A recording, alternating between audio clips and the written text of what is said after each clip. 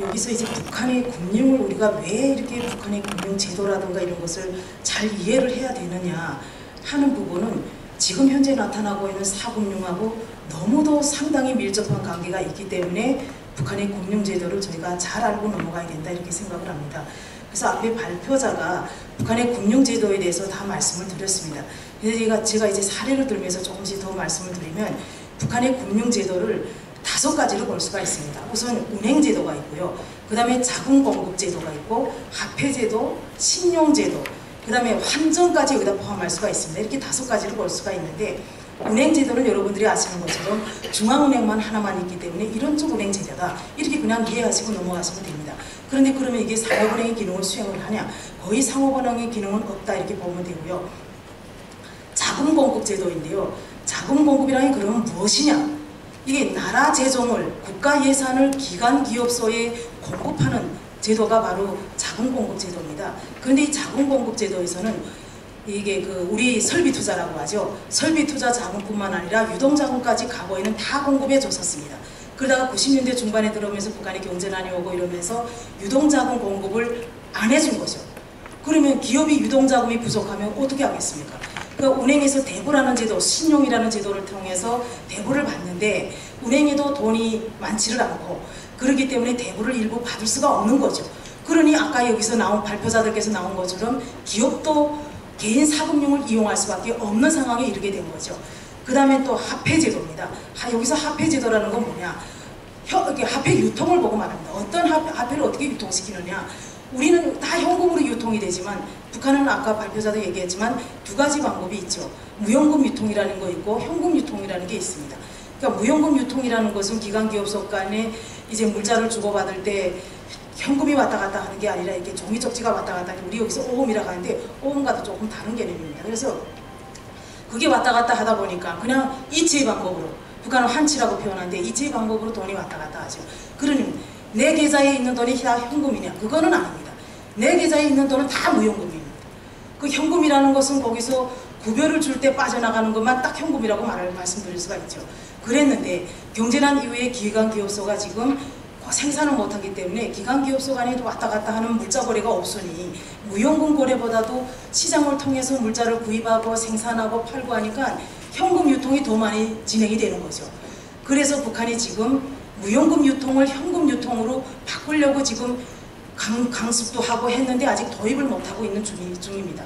그리고 이 또 화폐제도에서는 이렇게 조금씩 변화를 보이면서 이거를 그러면 대체할 수 있는 방안이 뭐냐 하고 생각한 게 전성카드라는 겁니다.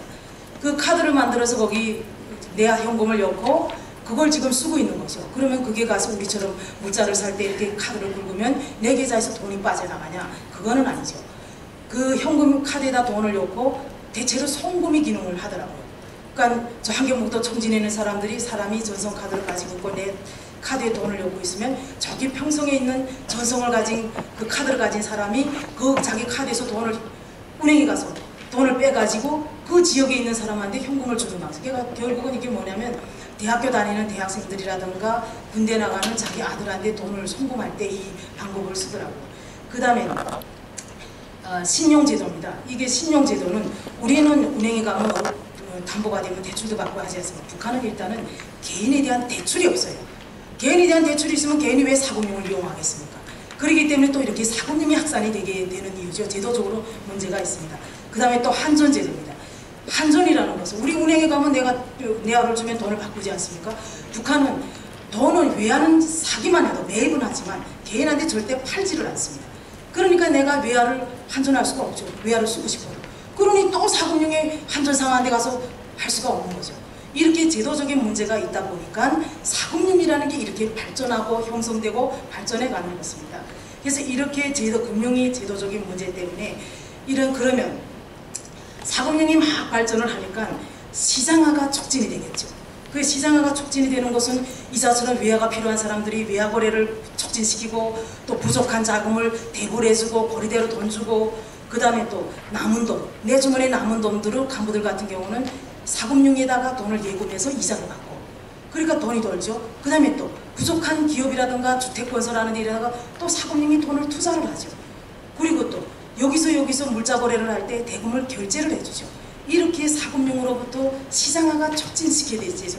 그래서 시장화는 사금융은 시장화를 촉진시키는 원동력이다. 이렇게 말씀드릴 수가 있죠. 그러면 또 시장화가 발전이 되니까 뭐가 됩니까? 양극화가 생기죠. 그 양극화가 생기니까 중산층이 생기니까 돈 많으니까 야 나 좀 즐겨보자 하니까 CD나 드라마, 영화 막 이런 것들이 들어가죠. 그러면 그것이 또 남한화를 형성시킵니다. 한류, 남한화. 그러면 남한화는 또 어떻게 되겠습니까? 패션도 남한식으로, 옷도 남한식으로, 남한 물건 좋고 이러니까 남한에 대한 인식을 변화를 시킵니다. 결국은 그건 뭐겠습니까? 통일에 유리한 환경이 되겠죠. 그래서 북한의 금융제도를 우리가 잘 알고 북한의 사금융이 왜 형성되고 발전돼 가고 있는지 시장화가 촉진이 되면 통일에 어떤 유리한 조건이 형성이 되겠는지 잘 알고 여기에 맞는 대북제재 속에서도 북한을 변화시키기 위해서 우리가 해야 될 역할이 무엇인지를 여러분들께서 다 같이 고민해야 될 시점이 아닌가 생각합니다. 토론 여기서 마치겠습니다.